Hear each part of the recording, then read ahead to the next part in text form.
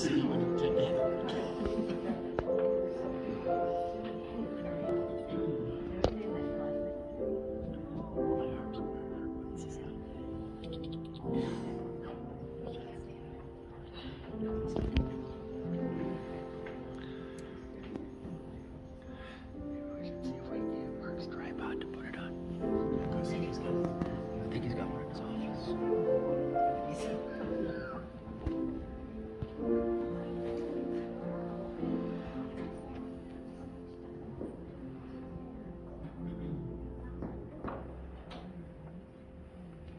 want to thank you all for coming this afternoon.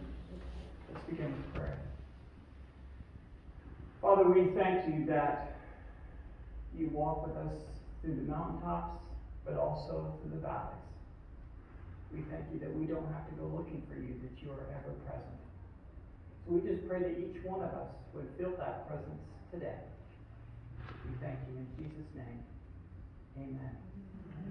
There's a musical selection for you.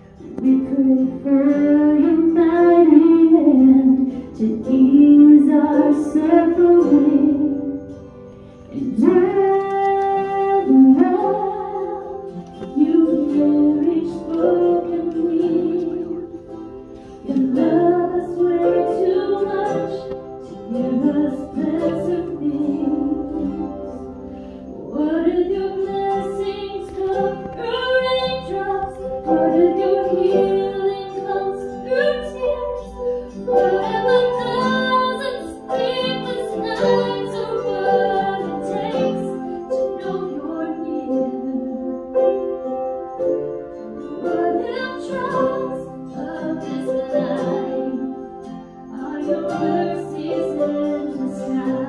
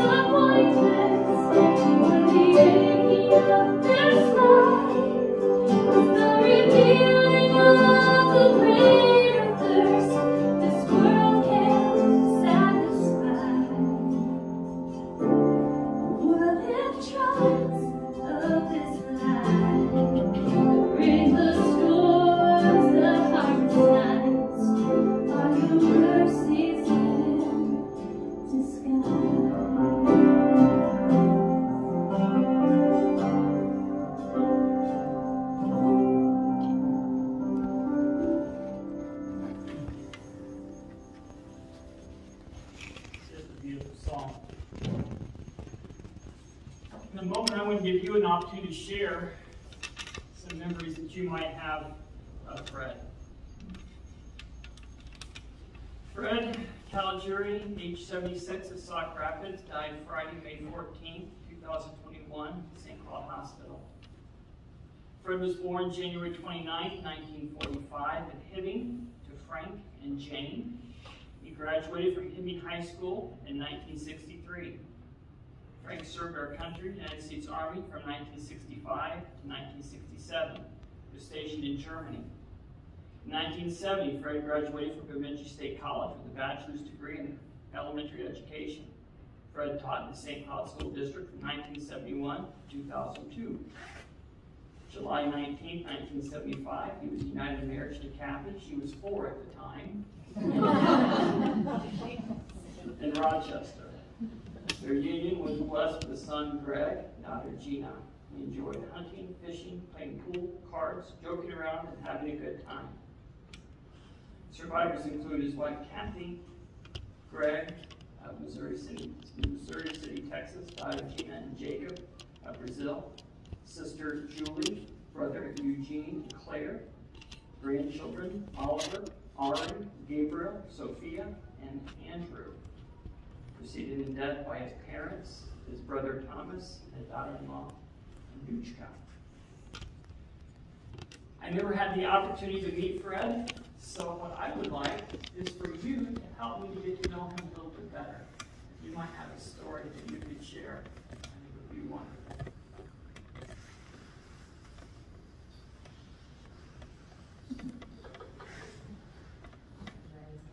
Do we have a microphone or no? I'm going to use this one.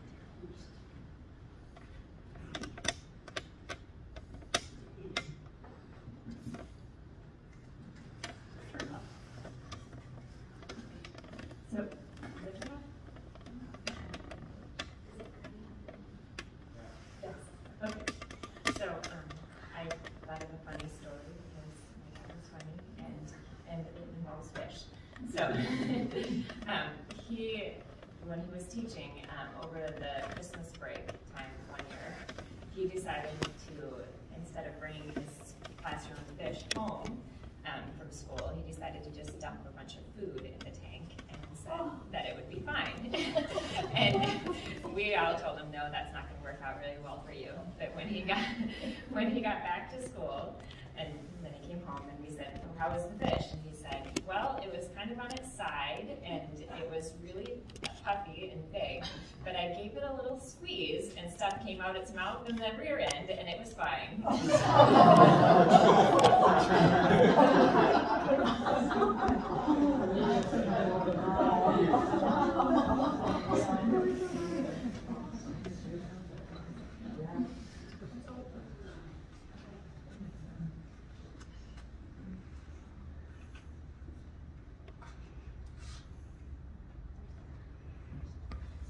Maybe I can talk right from here. When I was in kindergarten, Greg was born. Can you hear her? Yeah. Well, I'm Julie Calligure. I'm his sister. And he came home. But the teacher had been talking about this baby that was coming. And getting me excited, and everyone in the kindergarten class, of course, knew about the baby that was coming. So the day he came home, I invited everybody to come home with me. No mothers knew. We didn't think about that, so I invited everybody home. I had to cross a busy street to get there. Mothers began calling school, with their kids, so I brought everybody in to see the baby. Of course, he woke up. And I, of course, didn't think it was exciting to see my little brother. Another time when he was older, this just goes his love of surprise. I got a phone call one morning, and it was Fred. Well, Fred, where are you? Well, he said, look out your window. And there he was on Lake Superior in his boat fishing. So he must have come quite early during the night, launched his boat, and there he was. And so we met for lunch.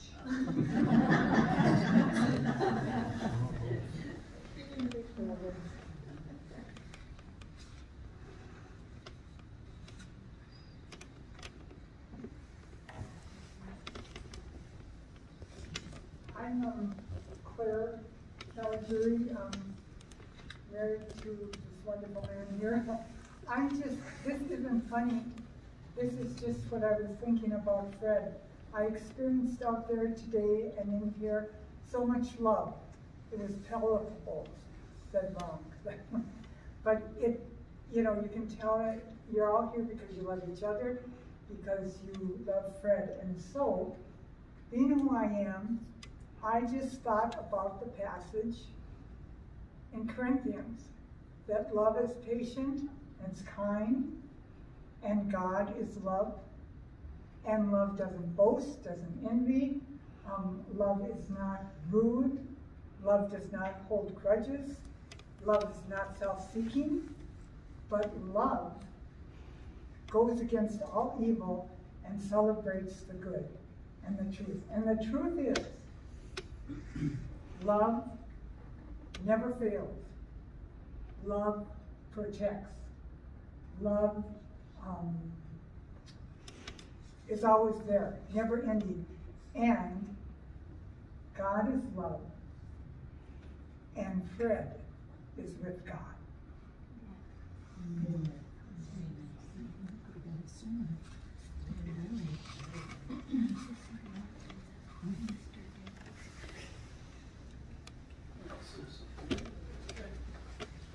I'll come back to you.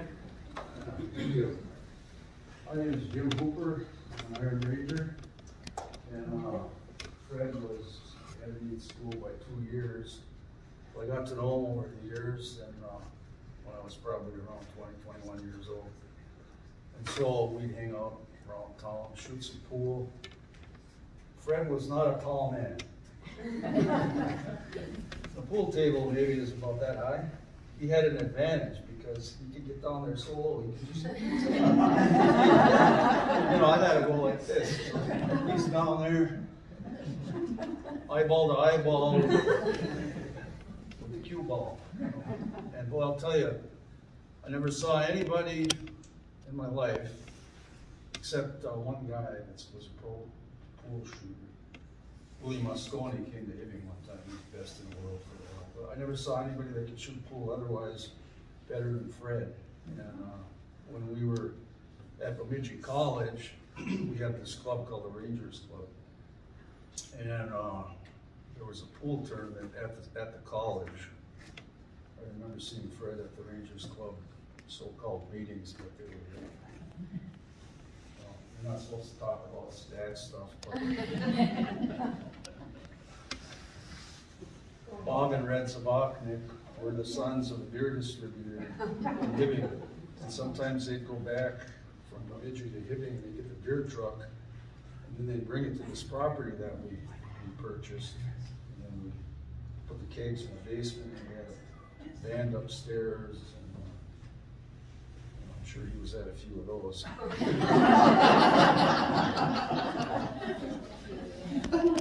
Probably some of them I want to forget, some of those parties. But, we were fairly serious students, and Fred ended up to be a school teacher, and that is a lasting legacy because he had such a great influence on so many children. They'll never forget him because I know he had a good personality. And at times when I'd bump into him in Fleet Farm or Colburn's here in town, and hey, Fred, we'd start talking, and before too long I'd start laughing. And sometimes he had me laughing so much, I almost fell over. My eyes were watering. And so, you know, I always enjoyed being around Fred. I can't remember how many years ago this was. It was probably about 12, maybe 15 years ago. We drove up to Hibbing and we went rough grouse hunting in the state, I think one night. We drove around town and he showed me where his grandparents lived, the Park Edition, you know, Edition 3, for those who knew that. That's where all the Italians lived at one time, was it? They called it Little Italy.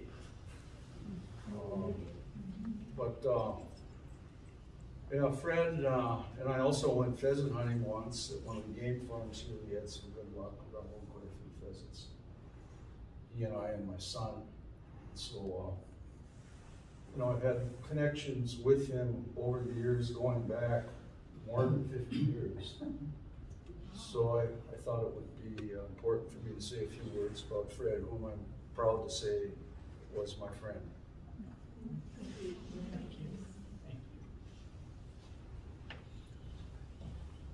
Just a little addenda. I remember Fred bemoaning the fact that since he had to study so hard, he thought it would be just wonderful if he could get a degree in pool.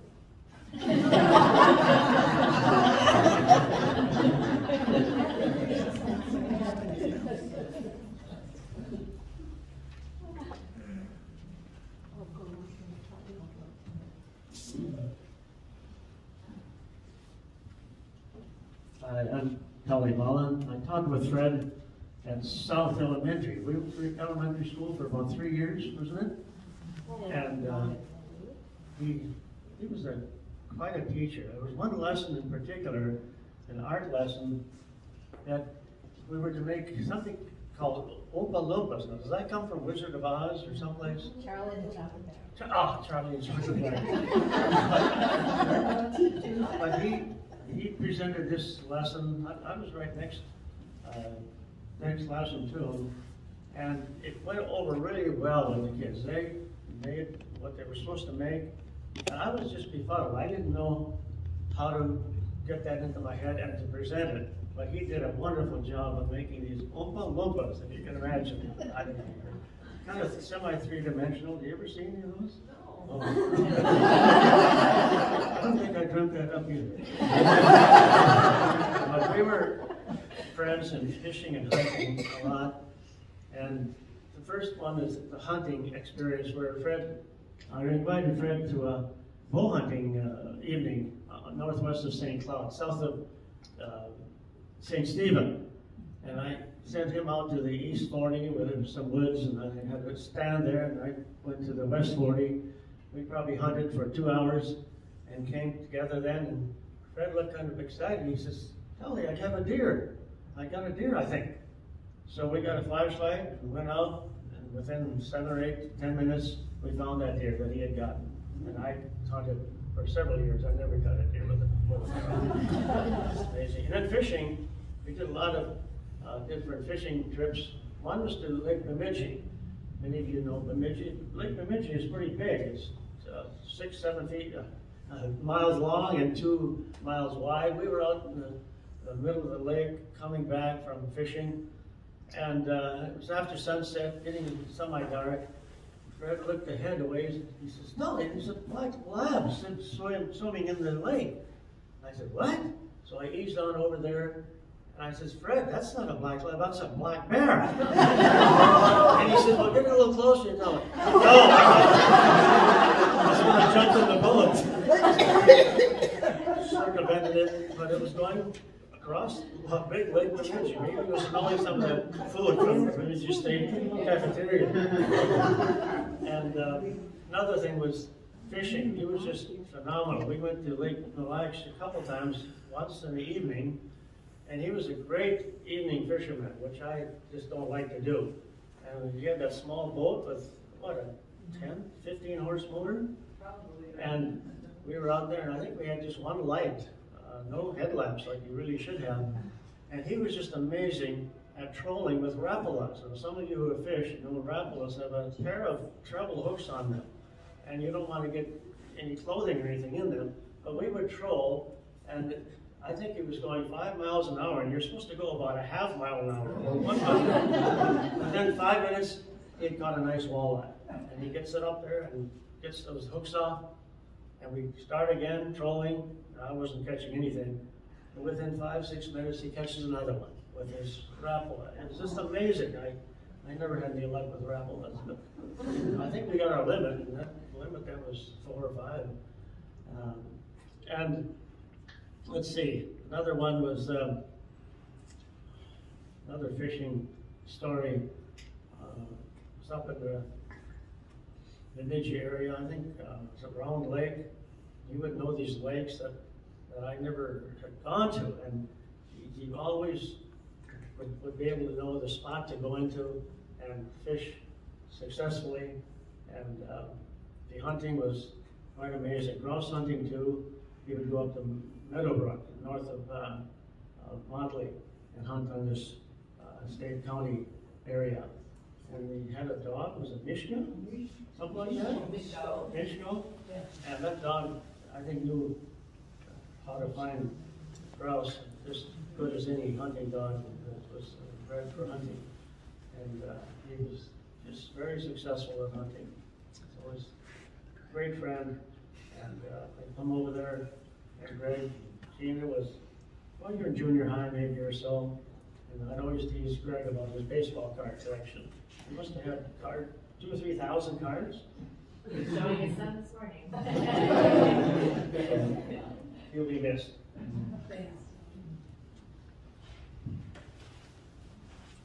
So I'd like you to catch me afterwards if you have more stories, because I'd love to hear them.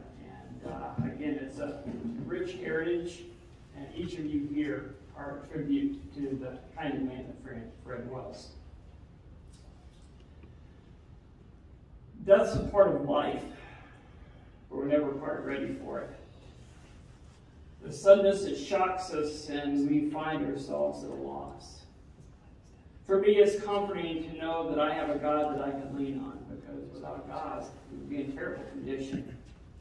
And as soon as we realize that all things are known to God and that there are purposes and reasons that He allows everything to happen. King Solomon was known as the wisest man to ever live. He wrote the book of Ecclesiastes, and he penned these words.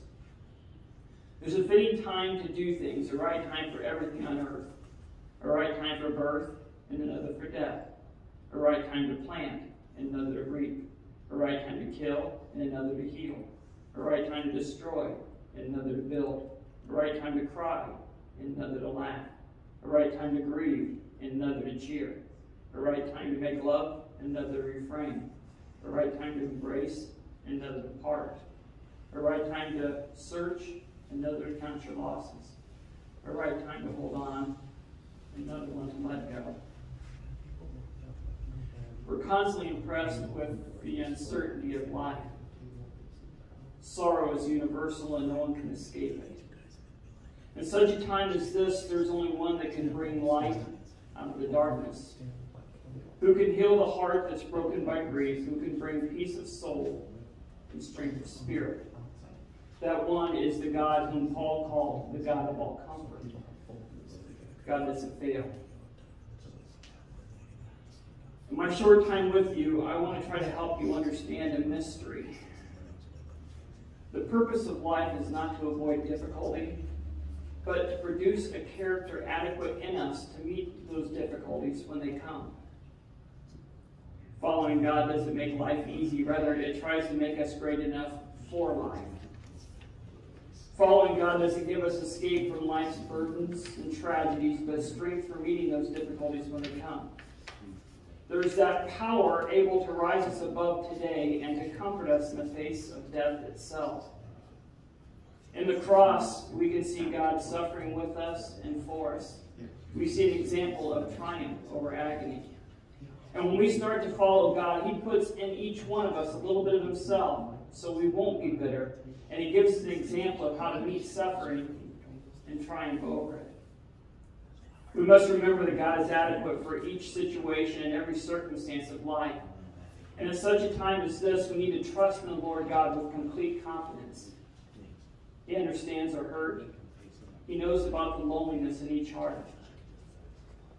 Understanding when I say that God hears our cries when we say that we don't understand. The truth is, there's so much on this side of eternity that we will never understand. I can't tell you how many people I have sat next to that in one moment they are in terrible, terrible pain. And in the next moment, peace in the presence of God. Fully alive. No more sickness, no more pain. Here's something cool I love about God. He is well aware of our tears and our questions.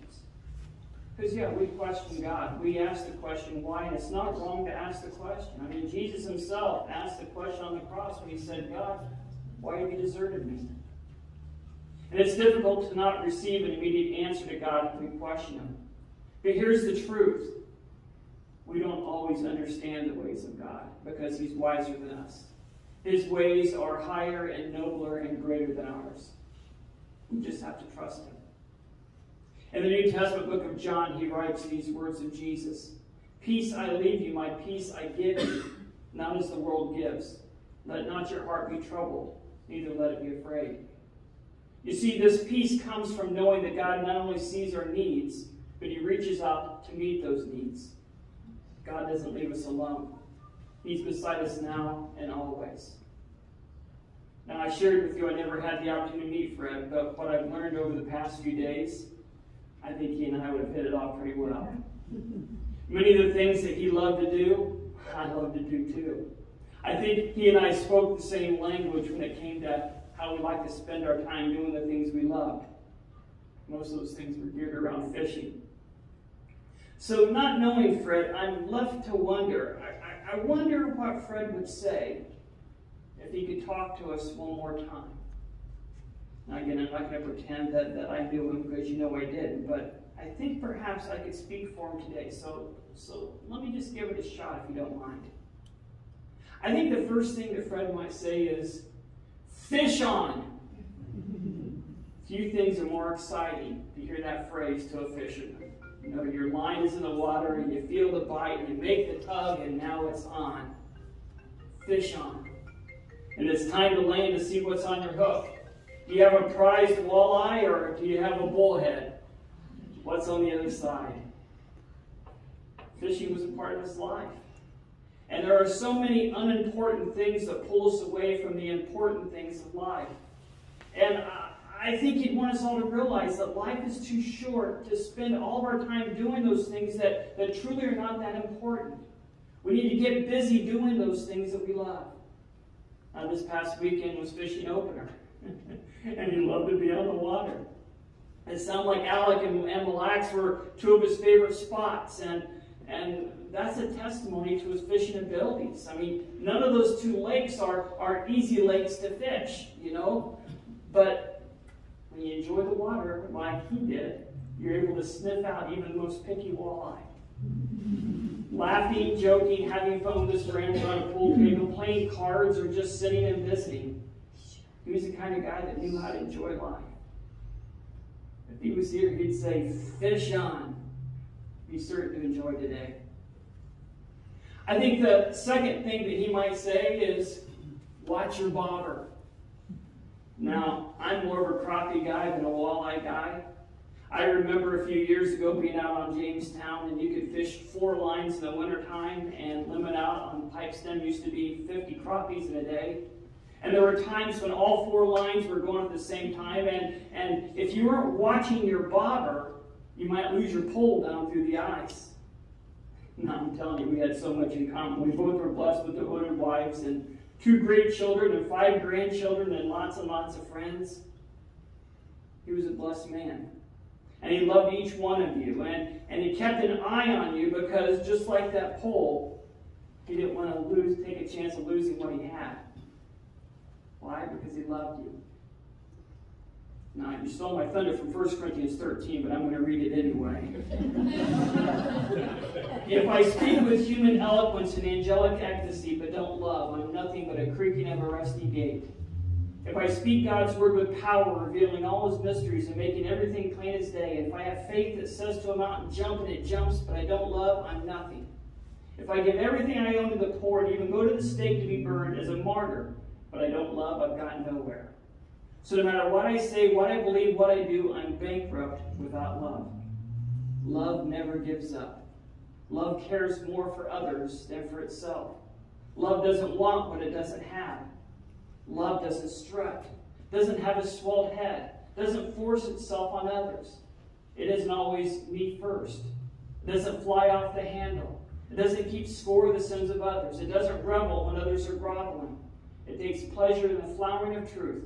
It puts up with anything. Trusts God always. Always looks for the best, never looks back, but keeps going to the end. Love never dies. If he were here today, he'd say, hold on tightly to that love. He'd say, don't let petty issues grow into large issues. He would say, settle disputes quickly and lovingly. He'd say, be the first to say, I'm sorry. He'd say, what's your bother? The last thing I think that Fred might say to us, if he could talk to us one more time, is to keep a tight line. A good fisherman knows that if there's too much slack in your line, you can get snagged or it can get twisted, or when you do get a fish, it's nearly impossible to land unless your line is tight. Yeah, I think he would instruct us to keep tight lines with God. Because one day, every single one of us will stand before a holy God and give account for our lives. God will look us in the eye and say, why should I let you into heaven? And there's so many things that we might answer to God. We could say, I was a faithful spouse. I was a loving parent. I was a great fisherman. And all those things are good things. That's not what Jesus said. Jesus said in John 14, I am the way and the truth and the life, and no one gets into heaven apart from me. Yeah, if you're here today, you'd say, don't put this off. Keep your lines tight with God, because we're never quite certain how tomorrow's going to turn out. Make peace with God through his Son, Jesus, today. Let me leave you with these words from the New Testament. Jesus said, I am the resurrection and the life. He who believes in me will live, even though he dies. Let's pray. So God, I thank you for Fred and the legacy that he leaves behind. And it's obvious that the people in this room loved him dearly, and he loved them.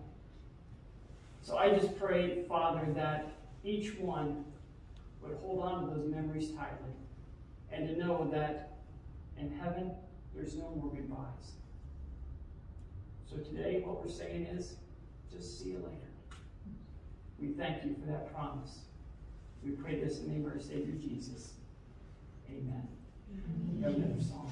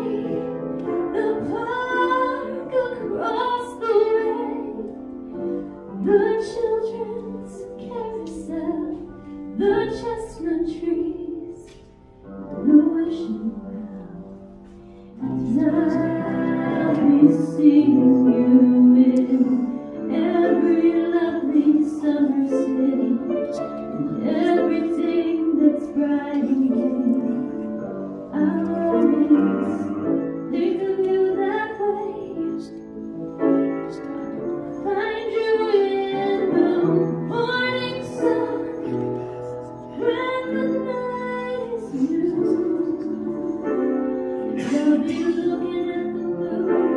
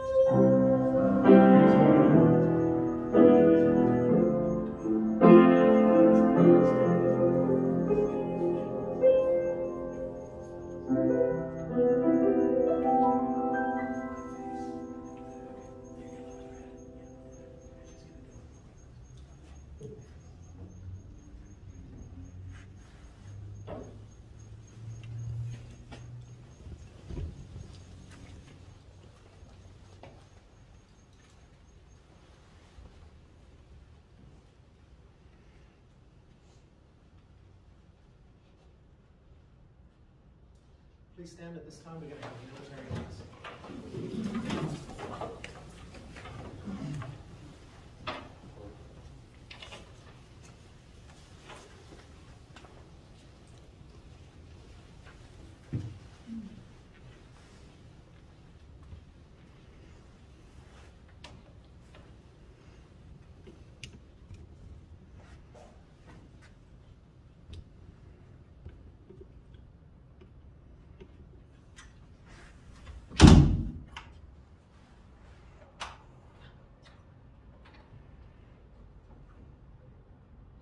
Team Hunt, Fort R.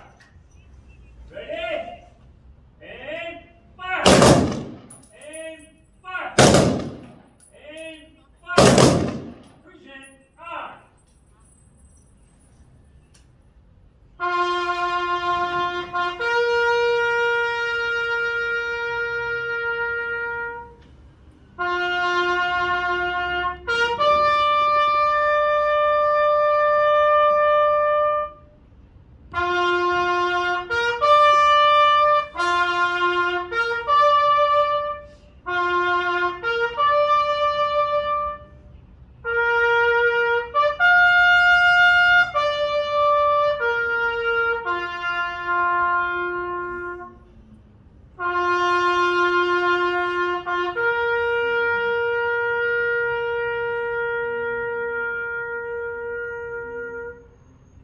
Order arms. Parade red.